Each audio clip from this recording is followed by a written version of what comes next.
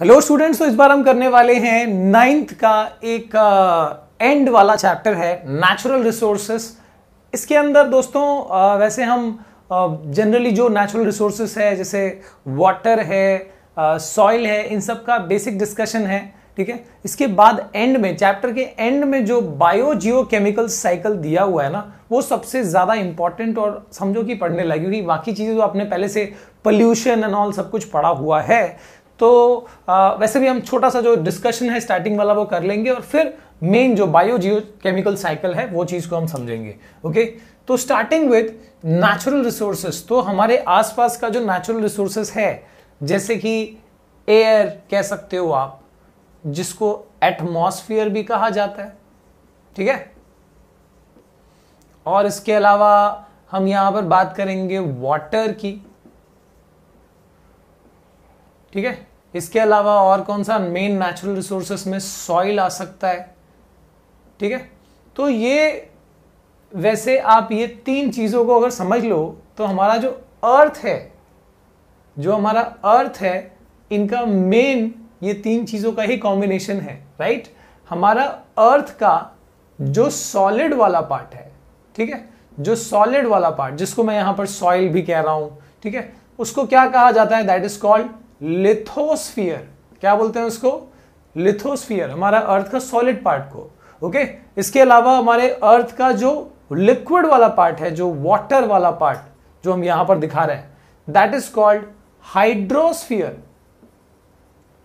ठीक है, you can say the water वाला पार्ट, दिस इज क्रस्ट वाला पार्ट।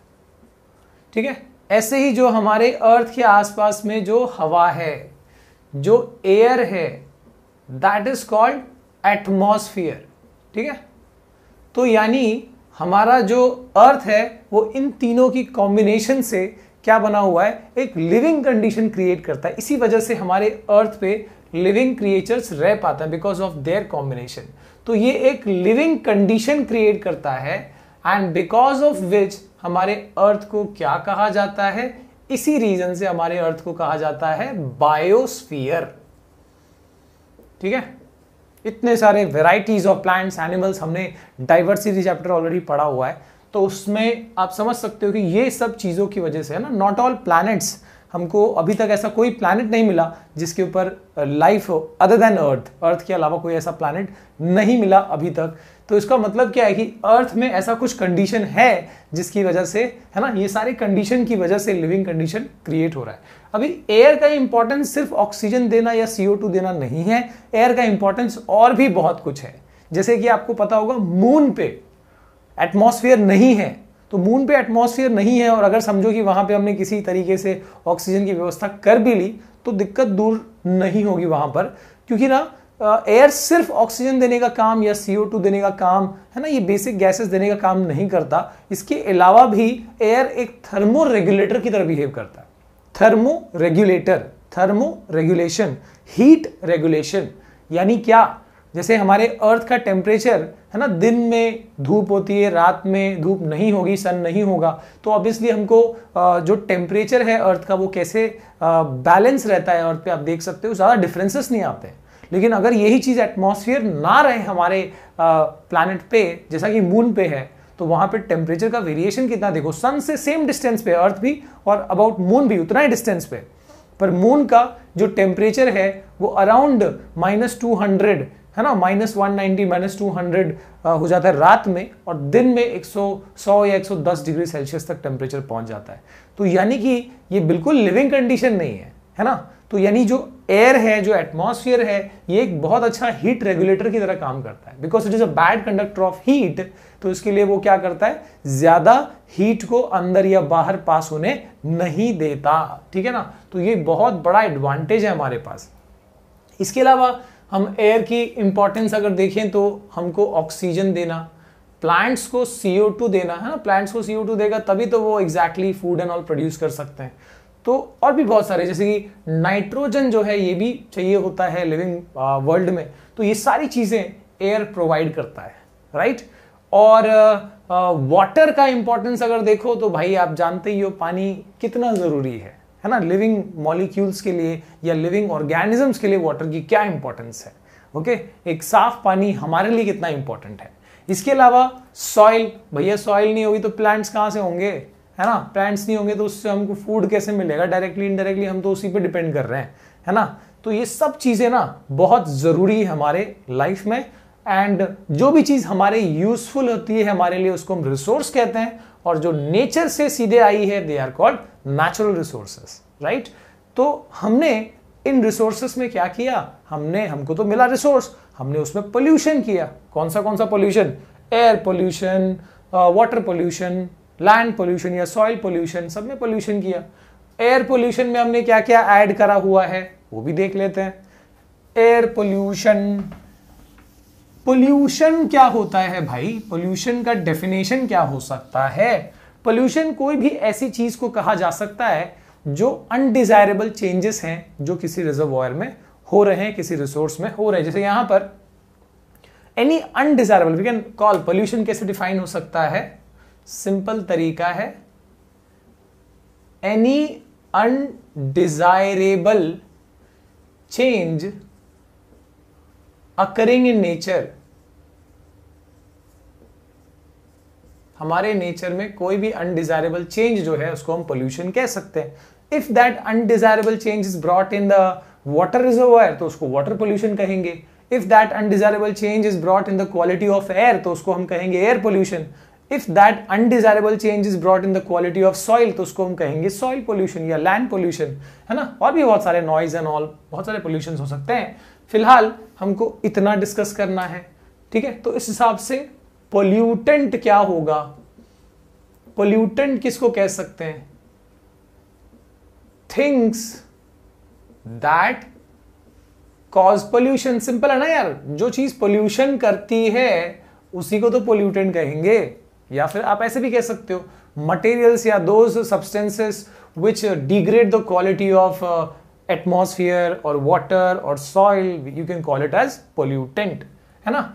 तो अब यहां पर कुछ एयर पोल्यूटेंट्स की बात कर लेते हैं कि एयर में हम क्या क्या पोल्यूटेंट्स हम ऐड करते हैं। एयर में हम कंबशन की वजह से, कंबशन यानी क्या, यानी बर्निंग की वजह से हम एग्जैक्टली क्या करते हैं, CO2 ऐड करते हैं, नाइट्रोजन के ऑक्साइड्स ऐड करते हैं, सल्फर डाइऑक्साइड ऐड करते हैं, सब पोल्यूटेंट्स ही है। CFC हम जो रेफ्रिजरेटर और एयर कंडीशनर्स यूज करते हैं उसके अंदर CFC क्लोरोफ्लोरोकार्बन होता है, ये सब पोल्यूटेंट है, राइट। इसके अलावा carbon monoxide is a big pollutant, हमारे नेचर, हमारे बॉडी पर सीधा असर है इसका। तो ये भी कंबशन, ये कैसे प्रोड्यूस होता है ना, इनकम्प्लीट कंबशन से। अगर कंप्लीट कंबशन हुआ तो CO2 बनेगा, और इनकम्प्लीट कंबशन, सही से बर्निंग नहीं हुआ फ्यूल का, तो कार्बन मोनोऑक्साइड प्रोड्यूस होगा। तो ऐसे में इनका सबका जो बुरा असर है देख लेते हैं एटमॉस्फेयर पे। कार्बन डाइऑक्साइड, कार्बन डाइऑक्साइड क्या है ना, this is a green house gas.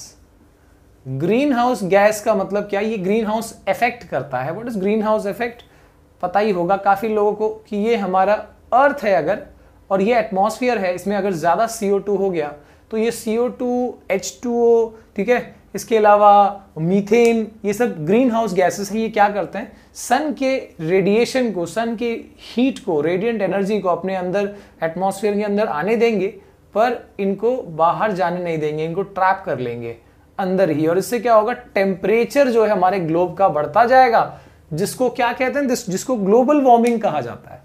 तो CO2 इनडायरेक्टली ग्लोबल वार्मिंग ला रहा है।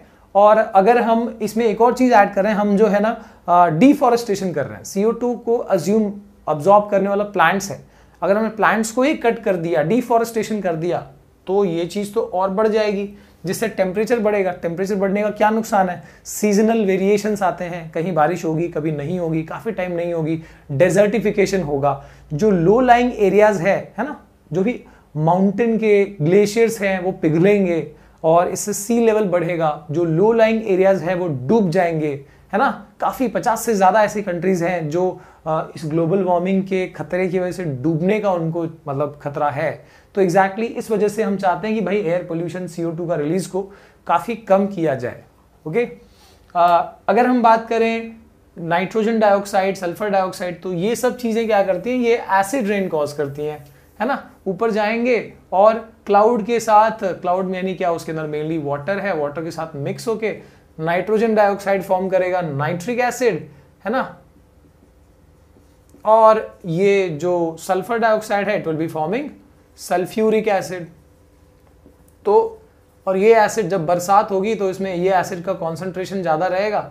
अगर ये कॉन्सेंट्रेशन काफ़ी ज़्यादा रहा तो ऐसे बारिश जो है such will be called acid rain, और ये क्रॉप्स को भी डैमेज कर सकता है, हमारे स्किन के भी स्किन डिसीजेस कॉज कर सकता है हम पे, है ना। ताजमहल जैसे मॉन्यूमेंट्स जो कि कैल्शियम कार्बोनेट से बने हैं उन पे भी ये इचिंग और या फिर पिटिंग जैसा इफेक्ट, ऐसा नहीं कि खुजली, है ना, ऐसा होल मतलब रिएक्शन होगा, ये एसिड्स है तो उस पर होल्स छोटे छोटे फॉर्म हो रहे हैं, पैचेस बन रहे हैं। सो ये जो है ये बहुत ज़्यादा खतरनाक हो सकता है एसिड रेन।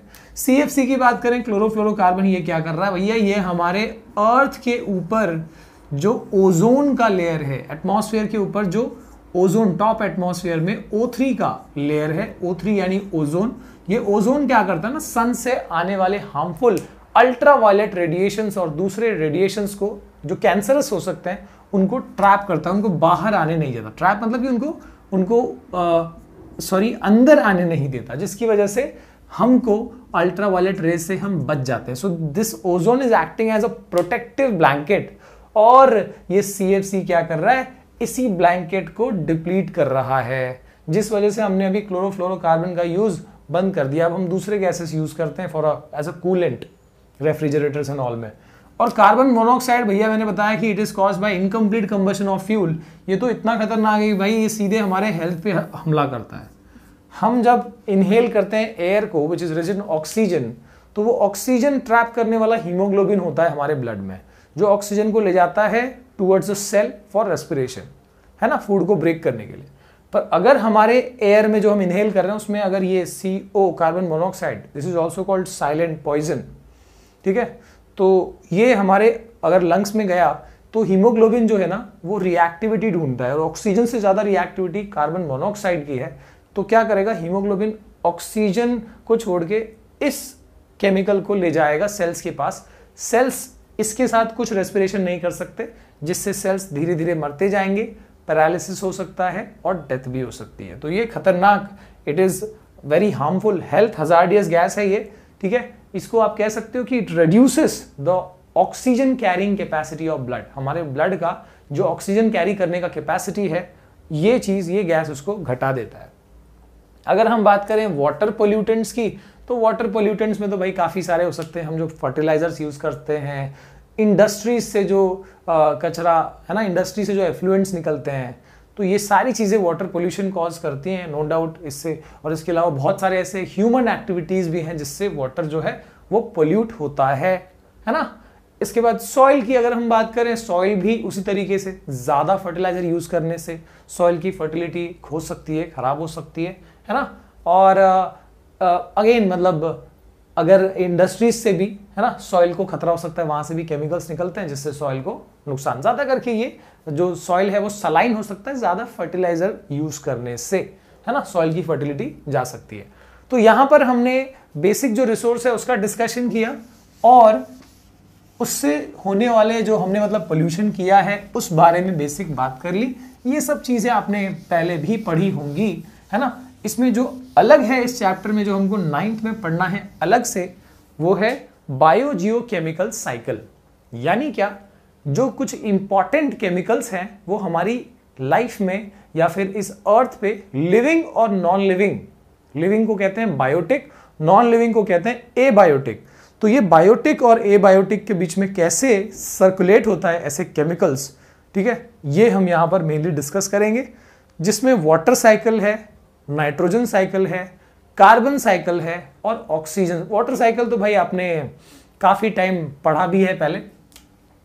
वाटर साइकिल बड़ा सिंपल है यार, वाटर का साइकिल, है ना। अब क्या होता है कि ये हमारा अर्थ है, सपोज ये वाटर बॉडीज है, इधर पे कुछ पेड़ पौधे हैं, इधर कुछ लोग चल रहे हैं, यहाँ पर कुछ जानवर हैं, खतरनाक जानवर बना दिया मैंने, कमाल है।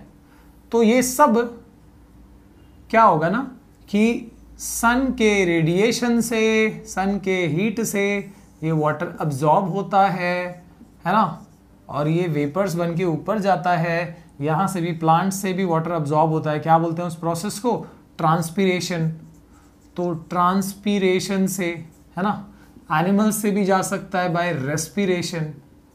तो ये सारे प्रोसेस से वाटर जो है ऊपर जा रहा है और ये वाटर वेपर ऊपर जाके क्या फॉर्म करेगा, ये क्लाउड फॉर्म करेगा। और क्लाउड जो है फिर जब ठंडा होगा मौसम तो उसमें से बारिश आएगी और वाटर फिर से नीचे गिर जाएगा।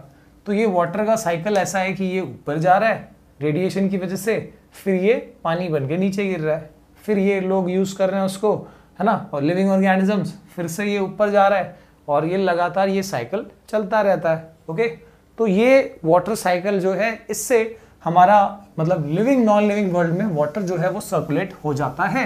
ये तो सिंपल था यार, इसमें कोई टेंशन की बात नहीं थी। अभी हम एग्जैक्टली देखते हैं जो हमको नहीं पता, अभी हम नया जो हम पढ़ रहे हैं, that is nitrogen cycle, oxygen cycle and carbon cycle. सबसे पहले देखते हैं नाइट्रोजन साइकिल। ठीक है, तो नाइट्रोजन आपको पता होगा कि हमारे एटमॉस्फेयर में सबसे ज्यादा परसेंटेज जो है ना, कौन से गैस का है, इट इज नाइट्रोजन। अबाउट 78% जो है वो क्या है, नाइट्रोजन है। तो अगर हम उसी नाइट्रोजन की बात करें, दिस इज इन एटमॉस्फेयर, सबसे ज्यादा ये गैस प्रेजेंट है। अब ये लिविंग वर्ल्ड में यानी प्लांट्स और एनिमल्स में प्रोटीन जो है ना, हमारा हर एक सेल जो है उसमें एक इंपॉर्टेंट कंपोनेंट है नाइट्रोजन। तो ये नाइट्रोजन सीधे प्लांट अब्सॉर्ब नहीं कर सकता हवा का, इसको सॉइल में फिक्स अगर रहेगा तो ही वो नाइट्रोजन प्लांट अब्सॉर्ब कर सकते हैं। तो ये सॉइल में भेजने का जो प्रोसेस है वो एक बैक्टीरियाज कर सकते हैं, and that is called nitrifying bacterias. जो ये प्रोसेस करते हैं ना, दैट इज कॉल्ड नाइट्रिफिकेशन। तो नाइट्रिफिकेशन जो है नाइट्रीफाइंग बैक्टीरियाज करते हैं, जैसे आपको पता होगा राइजोबियम बैक्टीरियाज इसके ग्रुप में आते हैं। तो ये नाइट्रिफिकेशन प्रोसेस से हवा का जो नाइट्रोजन है वो सॉइल में फिक्स होगा और सॉइल से फिर प्लांट्स उसको अब्सॉर्ब कर सकते हैं। तो यानी अब ये बनेगा प्लांट के अंदर उनका protoplasm. So this will become plant protoplasm. ठीक है, अब नाइट्रोजन जो है उनके अंदर प्लांट प्रोटीन के फॉर्म में चला गया। अब ये नाइट्रोजन अब प्लांट्स को कौन कंज्यूम करता है भाई, एनिमल्स। तो ये जो प्लांट का प्रोटीन था, अब जब इसको एनिमल्स कंज्यूम कर रहे हैं तो वो नाइट्रोजन इनडायरेक्टली कहां चला गया, एनिमल्स में। तो ये बन गया एनिमल प्रोटोप्लाज्म, एनिमल प्रोटीन। ठीक है, अब क्या होगा कि ये दोनों एनिमल्स भाई नाइट्रोजनस वेस्ट जो प्रोड्यूस करते हैं उससे क्या बनता है, उससे बनता है NH3, यानी क्या, अमोनिया। कोई हाईवे का नाम नहीं है, ठीक है, अमोनिया गैस। तो ये अमोनिया जो नाइट्रोजनस वेस्ट जो एनिमल्स प्रोड्यूस करते हैं, इसके अलावा प्लांट्स में भी एक प्रोसेस होता है जिससे नाइट्रोजन बाहर आ जाता है, दैट इज कॉल्ड अमोनिफिकेशन। ठीक है, दैट इज कॉल्ड अमोनिफिकेशन। आप देख सकते हो कि ये नाइट्रोजन ही बाहर निकला है, एन देखो यहां पर है। तो यानी नाइट्रोजन कैसे, देखो एबायोटिक, एयर से कैसे, देखो यहां पर एबायोटिक से बायोटिक प्लांट्स और एनिमल्स में आ गया, है ना। तो यही मतलब लिविंग और नॉन लिविंग में कैसे नाइट्रोजन सर्कुलेट कर रहा है, इसी को हम इसका बायो जियो केमिकल साइकिल कहते हैं। बायो यानी लिविंग, जियो यानी कि अर्थ होता है, वैसे नॉन लिविंग के बीच में केमिकल का सर्कुलेशन। ठीक है, तो यहां पर फिलहाल नाइट्रोजन का चल रहा है। अब ये अमोनिया क्या बनेगा, अमोनिया जो सॉइल में रहते रहते वहां पर ये कन्वर्ट हो जाएगा एक कंपाउंड में विच इज कॉल्ड नाइट्राइट। तो ये बेसिकली कन्वर्ट हो जाएगा नाइट्राइट में, और नाइट्राइट्स वाले जो कंपाउंड्स हैं फर्दर कन्वर्ट होते हैं एक और केमिकल में। ठीक है, that is called nitrates. Nitrates compound में कन्वर्ट होगा और फाइनली ये नाइट्रेट जो है वापस से एक बैक्टीरिया होता है, ग्रुप ऑफ बैक्टीरिया जो इनका अपोजिट काम करता है। ये नाइट्रिफिकेशन है, हवा के नाइट्रोजन को सॉइल में फिक्स करना। और ये जो प्रोसेस है दिस इज कॉल्ड डीनाइट्रिफिकेशन, उल्टा प्रोसेस ये डीनाइट्रिफाइंग बैक्टीरिया करते हैं, this is called denitrification process. तो इससे जो सॉइल का नाइट्रोजन है फिर हवा में चला गया। ओके, तो ये साइकिल एक हो गया। और एक और आप यहां पर अज्यूम कर सकते हो कि जो बिजली कड़कती है, लाइटनिंग होता है, तो लाइटनिंग से भी हवा का नाइट्रोजन सॉइल में फिक्स किया जाता है। तो यानी कि लाइटनिंग, दिस इज एटमॉस्फेरिक, ठीक है, नाइट्रिफिकेशन, यानी नाइट्रोजन को सॉइल में फिक्स करना, नाइट्रोजन को नाइट्रेट के फॉर्म में फिक्स करना, एटमॉस्फेयर कर रहा है लाइटनिंग के थ्रू। और इसके अलावा जो इंडस्ट्रीज में भी काफी ऐसे रिएक्शन हो रहे होते हैं जिसमें वो लोग मतलब नाइट्रोजन को वो लोग कन्वर्ट करते हैं नाइट्रोजन के नाइट्रेट वाले कंपाउंड में। तो यानी एक और फिक्सेशन जो इसके अलावा है, नाइट्रोजन फिक्सेशन यानी नाइट्रिफिकेशन, ठीक है, वो या तो एटमॉस्फेयर में हो रहा है या तो इंडस्ट्री में, वो अलग से लिख देता हूं, एटमॉस्फेरिक एंड इंडस्ट्रियल फिक्सेशन, जिससे ये नाइट्रोजन जो है वो किस में कन्वर्ट होगा, सीधे नाइट्रेट्स में, ठीक है। तो यानी ये नाइट्रिफिकेशन है, एटमॉस्फेरिक एंड इंडस्ट्रियल नाइट्रिफिकेशन, जिससे ये नाइट्रोजन सीधे नाइट्रेट में कन्वर्ट हुआ, अगेन डीनाइट्रिफिकेशन, और इस तरीके से नाइट्रोजन नॉन लिविंग और लिविंग के बीच में सर्कुलेट कर रहा है। So this is biogeochemical cycle for nitrogen. और ऐसे ही हम कर सकते हैं दूसरा कार्बन के लिए, कार्बन साइकिल देख लेते हैं भैया। देखो एग्जाम में ना ये जैसे ये ड्राइंग है ये तो आनी चाहिए, इसी से आप एक्सप्लेन भी कर सकते हो। ये जो प्रोसेस मैंने बोल के सुनाया, आप एक बार टेक्स्ट बुक पढ़ोगे तो आपको एग्जैक्टली पता चलेगा यही चीज लिखी गई है, और इसको आपको बस जो ये फ्लो चार्ट है इसको स्टेटमेंट में लिख देना है, आपका पूरा एक्सप्लेनेशन हो जाएगा नाइट्रोजन साइकिल का, ठीक है। दूसरा देखते हैं हम कार्बन साइकिल। कार्बन कैसे सर्कुलेट करता है? कार्बन भी हवा में प्रेजेंट है CO2 की फॉर्म में, दिस इज इन एटमॉस्फेयर, ठीक है, हवा में, एयर में, एटमॉस्फेयर में CO2 की फॉर्म में कार्बन प्रेजेंट है। कौन अब्सॉर्ब करता है भैया?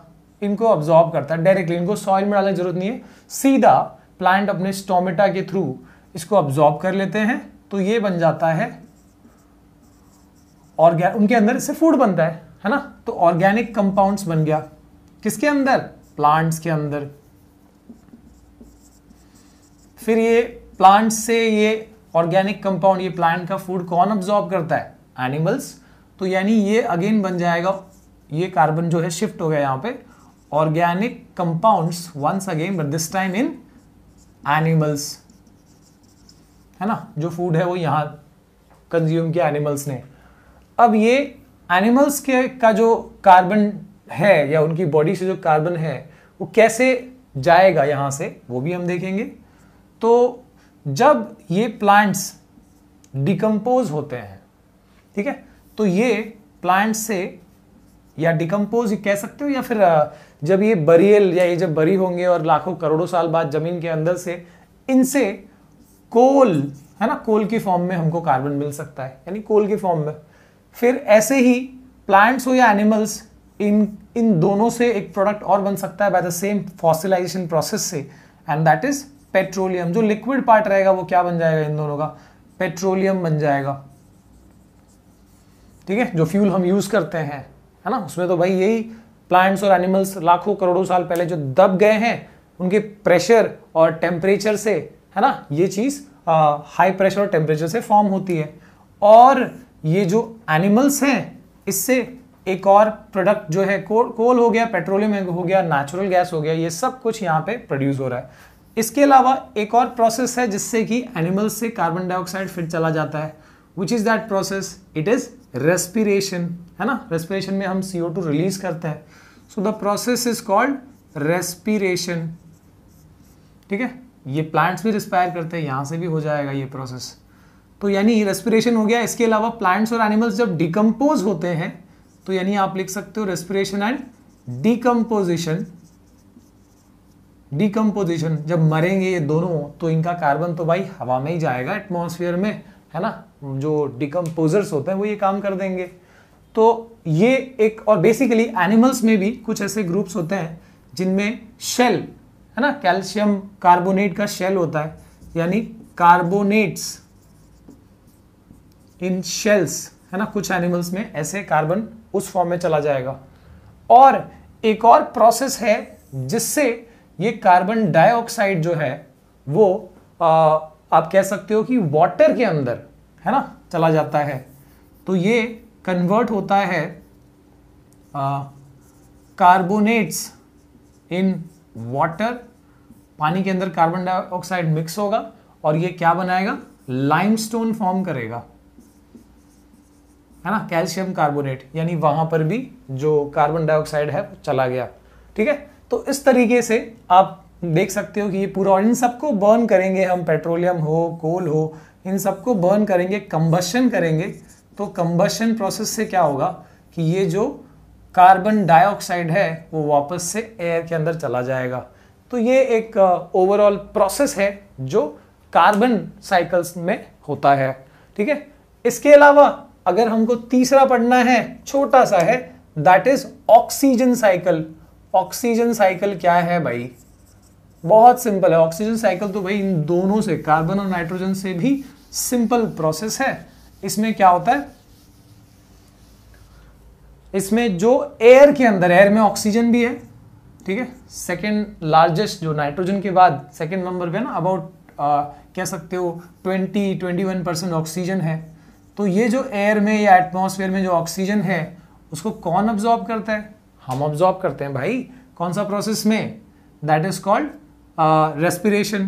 तो हम अब्जॉर्ब करते हैं इसको by process called respiration. Respiration से ये जाता है एनिमल्स में, और ये ऑक्सीजन से फूड ब्रेक होता है ना, और फिर ये जो रेस्पिरेशन का प्रोडक्ट से हम क्या प्रोड्यूस करते हैं, हम CO2 प्रोड्यूस करते हैं, और ये CO2 वापस कौन अब्जॉर्ब करता है, देखो ऑक्सीजन ही घूम रहा है, यहाँ गया फिर CO2 बना, और फिर CO2 कहाँ गया, वापस प्लांट्स में गया, और प्लांट्स ने फिर एक प्रोसेस किया फोटोसिंथेसिस, जिससे वापस क्या हुआ, फिर से वो ऑक्सीजन हवा में दे दिया गया, है ना। आपको अगर रेस्पिरेशन का प्रोसेस ना पता हो तो देख लो। रेस्पिरेशन में क्या होता है, ऑक्सीजन और फूड, फूड में क्या होगा, C6H12O6, ऑक्सीजन गया, इसको ब्रेक कर दिया, और इससे CO2 बना, H2O बना, और साथ में एनर्जी लिबरेट हुई जो हम यूज कर लेते हैं, है ना। तो यानी ऑक्सीजन अंदर गया और CO2 बाहर आया, देखो ऑक्सीजन अंदर गया और CO2 बाहर आया। फिर फोटोसिंथेसिस उसका एकदम उल्टा प्रोसेस है। इसमें क्या होता है, CO2 और H2O लेके प्लांट फूड बनाता है, C6H12O6 प्लस ऑक्सीजन, देखो ऑक्सीजन रिलीज हो गया बाय फोटोसिंथेसिस। ठीक है, तो ये प्रोसेस जो है ऑक्सीजन, आप इसमें वाटर का भी आप इसमें एक प्रोसेस ऐड कर सकते हो कि H2O भी, देखो यहाँ पर इस वाले प्रोसेस में H2O भी यूज हो रहा है, तो यानी कि यहाँ पर H2O भी दिखा सकते हो जो कंज्यूम हो रहा है। फिर यहाँ से ये H2O फिर से कहाँ पर, देखो इस वाले में जो प्रोड्यूस हुआ वही H2O यहाँ पर अब्जॉर्ब हो रहा है ना। तो ऑक्सीजन जो है इस तरीके से भी यहाँ पर सर्कुलेट कर रहा है। ओके, तो यानी कि आप यहाँ पर देख सकते हो कार्बन, ऑक्सीजन और नाइट्रोजन का साइकिल ही सबसे ज्यादा यहाँ पर इंपॉर्टेंट है। यही चीज आपने अच्छे से पढ़ ली तो बाकी चैप्टर में और भी कुछ, मतलब और कुछ ज्यादा चीजें नहीं दी है। इसके अलावा कोई और टॉपिक में आपको डाउट हो तो जरूर कमेंट सेक्शन में बताइए, और मिलते हैं अगली बार। Thank you for watching, see you again, bye bye.